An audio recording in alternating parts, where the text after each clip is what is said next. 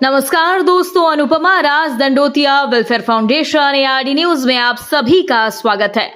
दोस्तों, आज हम बात कर रहे हैं भारत के असली नकली संविधान निर्माताओं की, जिसको लेकर केंद्रीय मंत्री खट्टर ने नीले कबूतरों को उनकी फूट डालो राज करो नीति पर जमकर फटकार लगाई।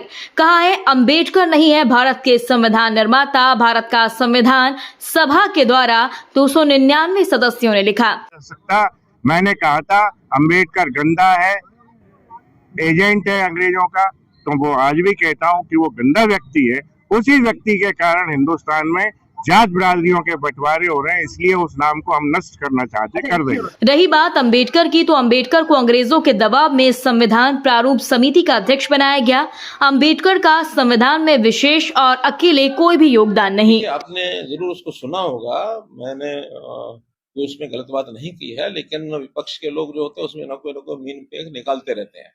बाबा साहब अम्बेडकर हमारे बहुत ही आदरणीय महापुरुष हैं और संविधान जो है वास्तव में तो निर्माता के रूप में बाबा साहब अम्बेडकर ही हैं। बाबा साहब अम्बेडकर के बिना संविधान का तो कोई प्रश्न ही पैदा नहीं होता। और उसमें से जब उसको विषय को जन से घुमाया गया कि इन्होंने तो केवल ये कहा है, उनको श्रेय दिया गया है, और ये भाई आखिर तो ये सारा इतिहास सब हमको मालूम है कि बाबा साहब अम्बेडकर ही उस संविधान को समर्पित करने वाले, देश को, देश की जनता को देने वाले वही थे। वही हमारे हमेशा सब हम जानते हैं कि देश के संविधान के निर्माता बाबा साहब अम्बेडकर है। इसको जोड़ तोड़ मरोड़ कर करके इसको मेरे बयान को अगर डाला जाता तो ये बिल्कुल उचित नहीं है और इसको देश की जनता बिल्कुल बर्दाश्त भी नहीं करेगी। हम कई बार बार कह चुके हैं, पार्लियामेंट के पटल पर भी कहा है, सारे देश में भी कहा है सब नेताओं ने कि ये तो केवल संविधान को लेकर के कांग्रेस के लोग उसकी खिल्ली उड़ाते रहे, मजाक उड़ाते रहे। हमने वास्तव में संविधान के प्रति अपनी श्रद्धा दिखाई है और संविधान से ही सारी चीजें चलाई हैं। इन्होंने संविधान को कितना तोड़ा मरोड़ा है ये इतिहास बताता है, चाहे वो इंदिरा गांधी का समय हो, चाहे उससे पहले का समय हो। इन्होंने तो बाबा साहब अम्बेडकर का भी खूब अपमान किया, उनको चुनाव में हराया, और हमने हमेशा बाबा साहब अम्बेडकर को पूजा है। बाबा साहब अम्बेडकर महापुरुष हैं और उन्हीं के दिए हुए संविधान के हिसाब से अभी एक फैशन हो गया है, अंबेडकर अंबेडकर अंबेडकर अंबेडकर अंबेडकर अंबेडकर। इतना नाम अगर भगवान का लेते तो 7 जन्मों तक स्वर्ग मिल जाता। अच्छी बात है ना? सुनिए तो, सुनिए ना, आप सुनिए ना, मैं बताता हूं। हमें तो आनंद है कि अंबेडकर का नाम लेते हैं। अंबेडकर का नाम अभी 100 बार ज्यादा लो, परंतु साच अर्थ में अंबेडकर जी के प्रति आपका भाव क्या है ये मैं बताता हूं। मान्यवर, अंबेडकर जी को देश की पहली कैबिनेट से इस्तीफा क्यों दे दिया?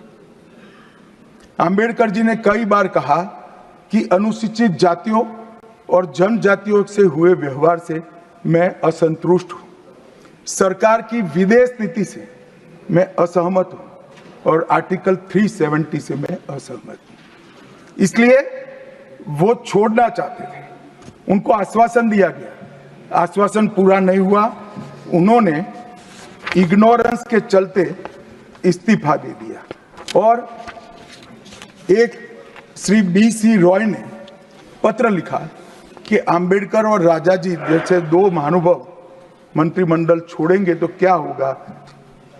तो नेहरू जी ने उनको जवाब में लिखा है, दादाजी के जाने से तो थोड़ा बहुत नुकसान होगा, अंबेडकर के जाने से मंत्रिमंडल कमजोर नहीं होता है। मान्यवर, ये विचार जो खड़गे जी कह रहे हैं ना, क्या आपत्ति है? जिसका विरोध करते हो उसका वोट के लिए नाम देना है, कितना उचित है? क्योंकि अब अंबेडकर जी को मानने वाले पर्याप्त संख्या में आ गए हैं, इसलिए आप अंबेडकर अंबेडकर कर रहे हो। मान्यवर, मुंबई के मेयर ने एक पत्र लिखा था कि मऊ में अंबेडकर जी का स्मारक बनाना चाहिए। मऊ में जो अंबेडकर जी का जन्म स्थान था, सुझाव लिखा। उन्होंने कहा आमतौर पर स्मारक निजी पहल से बनाने चाहिए। यदि सरकार किसी प्रकार की सहायता करती है तो वो उचित नहीं होगा। उनके कितने स्मारक बने साहब? कोई स्मारक अंबेडकर जी का नहीं बना, देश भर में नहीं बना। अंबेडकर जी के स्मारक कब बने?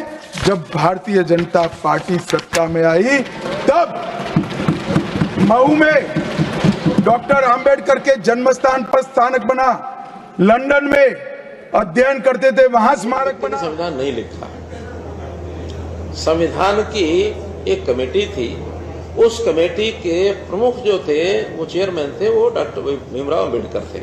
लिखने वालों का तो लंबा एक इतिहास है और कोई एक दिन में लिखा गया ऐसा नहीं है। आखिर बहुत से देशों के संविधान का उसमें अध्ययन किया गया और हमारे यहाँ भी जो अंग्रेज सरकार के जो उस समय के पहलू थे उसमें जो ठीक थे वो उसमें डाले गए, दूसरे देशों के संविधान का भी डाला गया। यहाँ पर भी संविधान सभा जो बनेगी, कितने लोगों की थी? 100, हाँ, तो एक संविधान सभा थी वो पूरी।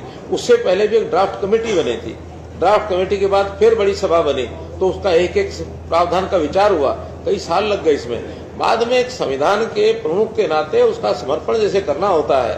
अब देश तो सारी सरकार चलाती है, नाम तो मुखिया का होता है, देश के प्रधानमंत्री का होता है, सेना सारी लड़ती है, नाम तो चीफ का होता है। तो ऐसे पूरी जो टीम होती है उसमें नाम डॉक्टर भीमराव अम्बेडकर का जरूर है और उसके अंदर उनको श्रेय दिया जाता है कि उन्होंने इसको देश को समर्पित किया। दोस्तों, यही बात मोदी और गृह मंत्री अमित शाह भी संसद में कह चुके हैं, पर नीले कबूतरों के कारण और अंबेडकर BN राव के सच्चे समर्थकों की उदासीनता के कारण अंबेडकर की अंतिम इच्छा पूरी नहीं हो पा रही। अनुपमा राज दंडोतिया वेलफेयर फाउंडेशन, सामाजिक न्याय स्वाभिमान सेना, झलकारी बाई, दुर्गा वाहिनी, एडवोकेट अनुपमा राज दंडोतिया के नेतृत्व में SC ST OBC अल्पसंख्यक गरीब जरूरतमंदों की आवाज बनती जा रही है। दोस्तों, इस पूरी खबर पर आप भी अपनी राय जरूर दें। यदि आपने अभी तक हमारे चैनल को सब्सक्राइब नहीं किया तो प्लीज बेल आइकन दबाकर अभी हमारे चैनल को सब्सक्राइब करें। अगली ताजा खबर के साथ हम आपके बीच एक बार फिर हाजिर होंगे। तब तक के लिए नमस्कार, जय हिंद।